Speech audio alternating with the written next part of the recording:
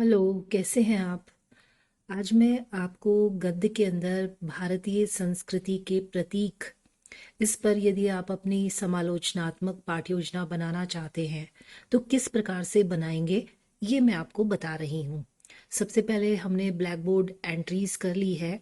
उसके बाद हमने विषय वस्तु सार लिखा है। विषय वस्तु सार में हमने लिखा है कि भारतीय संस्कृति के प्रतीक शुभ अवसरों पर लगाए जाते हैं।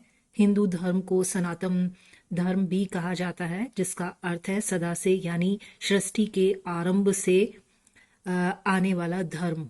हिंदू धर्म में विवाह और अन्य शुभ अवसरों पर पूजा पाठ में मांगलिक प्रतीक बनाए जाते हैं। घरों में भी व्रत और उपवास या पूजा पाठ करते समय कभी कभी कलश, कमल, स्वास्तिक, ओम, वृक्ष आदि बनाए जाते हैं। क्या ये डिजाइन है? नहीं, ये हमारे सांस्कृतिक प्रतीक हैं। घरों में और मंदिरों और दुकानों में स्वास्तिक का चिन्ह बनाया जाता है। ये कल्याण की कामना से, मंगल करने की भावना से लगाया जाता है या बनाया जाता है। घरों में तुलसी के पास संध्या काल में दीपक जलाया जाता है। दीपक अंधकार मिटाता है और प्रकाश फैलाता है। घरों में पूजा पाठ करते समय पहले ओम का उच्चारण किया जाता है। ओम भी बोला जाता है। ये भारतीय संस्कृति का महत्वपूर्ण प्रतीक है। विवाह जैसे शुभ अवसरों पर कलश नारियल के साथ रखे जाते हैं। इस तरह से ये हमने जो हमारा टॉपिक है भारतीय संस्कृति के प्रतीक, उसका हमने विषय वस्तु सार यहाँ पर लिख लिया है। ठीक है। उसके पश्चात हमने यहाँ शिक्षण बिंदु लिखा है। जितना हम पैराग्राफ ले रहे हैं उतना हमने लिख दिया है। फिर मुख्य तथ्य लिख दिए हैं। ये हमारी पारिभाषिक शब्दावली है। उसके बाद हमने मुख्य विचार लिख दिया है।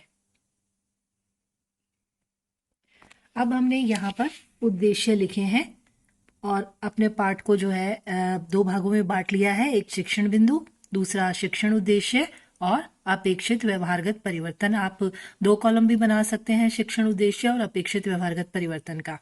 अब पहला हमारा उद्देश्य है ज्ञानात्मक, जिसके दो भाग हैं, भाषा तत्वों का ज्ञान प्राप्त करना और विषय वस्तु का ज्ञान प्राप्त करना। अब हमने यहाँ पर अपेक्षित व्यवहारगत परिवर्तन लिख लिया है, जैसा कि आप देख रहे हैं। ये देखिए। दूसरा हमारा उद्देश्य है अर्थ ग्रहण। सुनकर अर्थ ग्रहण और पढ़कर अर्थ ग्रहण। ये देखिए, यहाँ हमने अपेक्षित व्यवहारगत परिवर्तन लिख दिया है भारतीय संस्कृति के प्रतीक का। फिर उसके पश्चात अभिव्यक्तात्मक है और यहाँ पर हमने ये इसका अपेक्षित व्यवहारगत परिवर्तन लिख लिया है। फिर उसके पश्चात अभिव्यक्ति है। अभिव्यक्ति का मौखिक अभिव्यक्ति और लिखित अभिव्यक्ति। और फिर उसके पश्चात है कौशल, शुद्ध वाचन और लेखन की क्षमता उत्पन्न करना।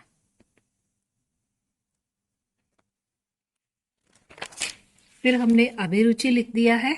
अभिरुचि का लिखा है हमने हिंदी भाषा साहित्य के प्रति रुचि उत्पन्न करना।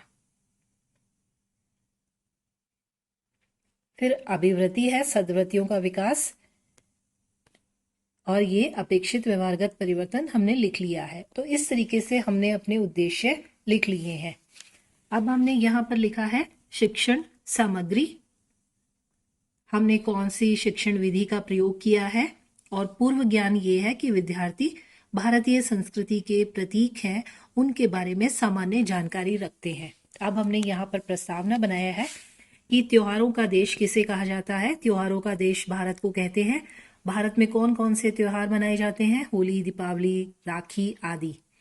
त्योहारों पर हम क्या क्या करते हैं?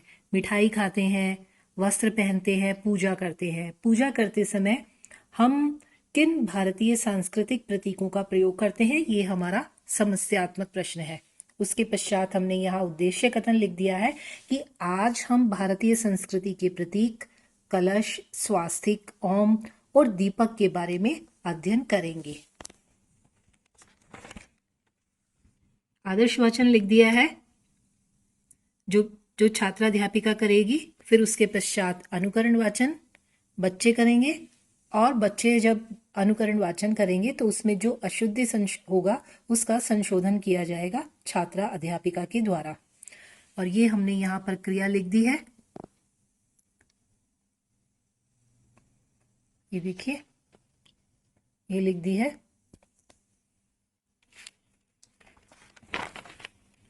अब प्रश्न है कि घर में पूजा करते समय कौन से मांगलिक चिन्ह बनाए जाते हैं। कि हमने बता दिया कि स्वास्तिक है, ओम है, कलश है, ये मांगलिक चिन्ह बनाए जाते हैं। घरों में तुलसी के पास संध्या काल में क्या जलाया जाता है? दीपक जलाया जाता है। घरों और मंदिरों में पूजा करते समय किस मंत्र का उच्चारण किया जाता है? ओम का उच्चारण किया जाता है।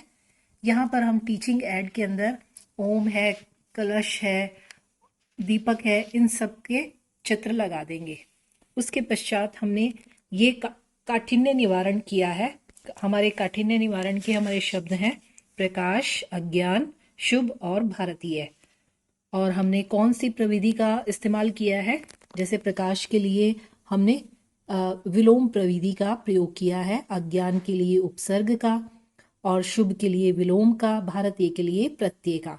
जैसे प्रकाश का विलोम यदि अंधेरा है तो प्रकाश का क्या अर्थ होगा? बच्चे कहेंगे उजाला। अज्ञान का जो है मूल शब्द क्या है? ज्ञान। और इसमें उपसर्ग कौन सा है? अ का क्या अर्थ है? अभाव। और ज्ञान का बुद्धि, यानी जो जानता ना हो वो अज्ञान है। ऐसे ही शुभ के लिए हमने विलोम प्रविधि ली है कि यदि शुभ का विलोम अशुभ है तो शुभ का क्या अर्थ हुआ? अच्छा। भारतीय प्रत्यय लिया है कि भारतीय में प्रत्यय कौन सा है? ये प्रत्यय। और मूल शब्द कौन सा है? भारत। भारत का क्या अर्थ है? भारत ये का। तो भारतीय का क्या अर्थ हुआ? भारत का। इस तरीके से जब हम काठिन्य निवारण करते हैं तो हम सीधा शब्द का अर्थ नहीं बताते, हम प्रविधि का प्रयोग करते हैं। ये ध्यान रखिएगा, गद्य के अंदर आपको प्रविधि का प्रयोग करना है, लेकिन पद्य के अंदर जब आप कठिन शब्दों के अर्थ बताते हैं तो सीधा शब्दों का अर्थ बताना है, किसी भी प्रकार की प्रविधि का प्रयोग नहीं करना। फिर उसके पश्चात हमने मौन पाठ किया, बच्चों ने मौन पाठ किया और हमने विचार विश्लेषणात्मक प्रश्न पूछे कि स्वास्तिक का चिन्ह कहाँ मनाया जाता है। स्वास्तिक का चिन्ह घरों में, मंदिरों में, दुकानों में पूजा करते समय बनाया जाता है। फिर ये है कि हिंदू धर्म को कौन सा धर्म कहा जाता है? सनातन धर्म कहा जाता है। और दीपक का क्या अर्थ है? दीपक अंधेरा मिटाकर प्रकाश फैलाता है। पूजा के समय कलश के साथ क्या रखा जाता है? नारियल। खाली कलश अशुभ क्यों माना जाता है? क्योंकि जिस प्रकार शरीर में जीवन ना हो तो मृत माना जाता है, उसी प्रकार जल के बिना कलश अशुभ माना जाता है। और ये देखिए, यहाँ पर हमने स्वास्तिक बना दिया है और अब हमने यहाँ पर मूल्यांकन प्रश्न ये लिख दिए हैं। 2 हमने जो है बहुविकल्पी लिए हैं, 2 लघुत्तरात्मक या रिक्त स्थान लिए हैं और अति लघु लिए हैं, और गृह कार्य दे दिया है। इस तरह से आप ये किसी भी कलरफुल शीट के अंदर आप ये मूल्यांकन प्रश्न कर लीजिए। मुझे विश्वास है कि आपको समझ में आ गया होगा। यदि आपको मेरा चैनल पसंद आए तो प्लीज़ लाइक और शेयर ज़रूर करें।